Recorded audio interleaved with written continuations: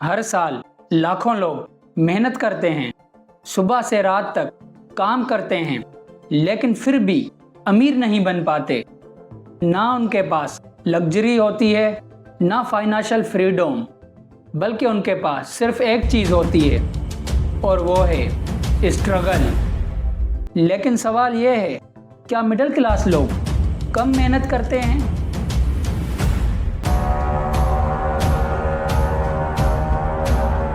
या फिर सिस्टम ही ऐसा है जो उन्हें कभी पुश नहीं करता?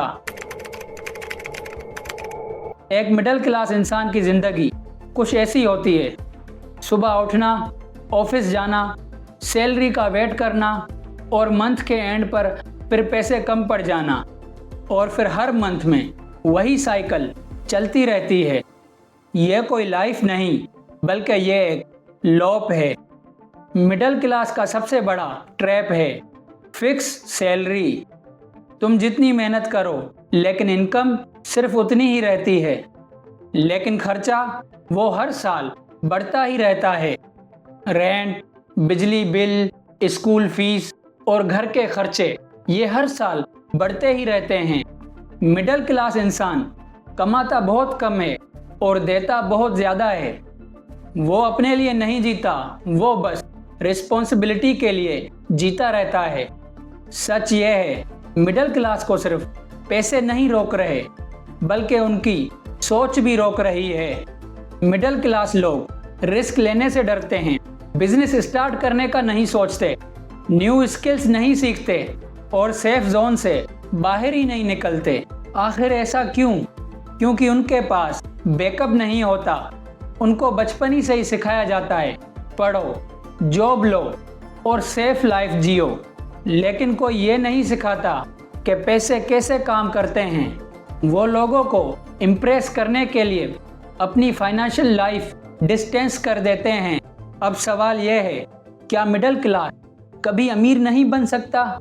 जवाब हाँ, बन सकता है, लेकिन मेहनत है। अमीर और मिडिल क्लास के बीच फर्क सिर्फ इनकम का नहीं होता, फर्क होता है सोच का, डिसीजंस का, इमोशंस का। Rich versus middle class.